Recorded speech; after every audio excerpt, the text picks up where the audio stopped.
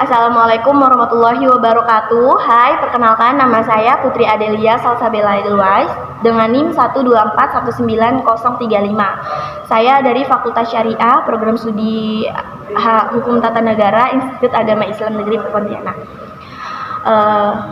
Seperti yang kita tahu, setelah Indonesia merdeka pada 1945 itu, hukum tata negara menjadi dasar dalam pembangunan sistem pemerintahan dan penegakan kedaulatan rakyat. Pada awalnya, Undang-Undang 1945 ini menjadi konstitusi pertama yang mengatur bentuk negara, kesatuan, dan sistem presidensial. Namun, pelaksanaannya mengalami beberapa perubahan seiring dinamika politik dan pemerintahan.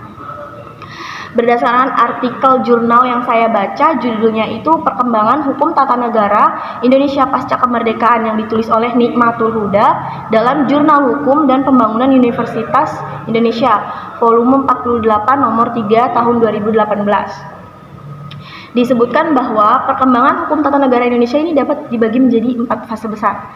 Yang pertama pada masa tahun 1945 sampai 1949, di mana Undang-Undang 45 ini berlaku secara murni.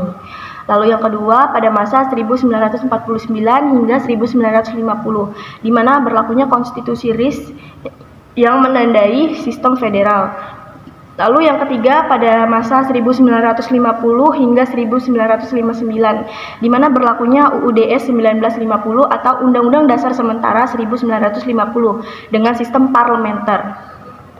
Dan pada masa setelah Dekret Presiden 5 Juli 1959 itu, Undang-Undang Dasar 45 diberlakukan kembali hingga mengalami 4 perubahan atau 4 kali amandemen pada tahun 1999 hingga tahun 2002. Dari jurnal tersebut dijelaskan pula bahwa amandemen UUD 1945 ini menjadi tonggak penting dalam memperkuat prinsip demokrasi konstitusional, menegakkan pemisahan kekuasaan, serta memperkuat lembaga-lembaga negara seperti MPR, DPR, DPD, dan Mahkamah Konstitusi.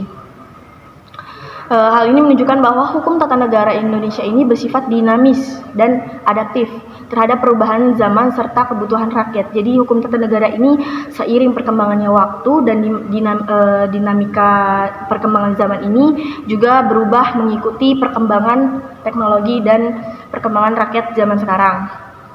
Kesimpulannya, sejak kemerdekaan hingga kini, hukum tata negara Indonesia ini terus berkembang untuk menegakkan kedaulatan rakyat dan menjaga keseimbangan kekuasaan antar lembaga negara.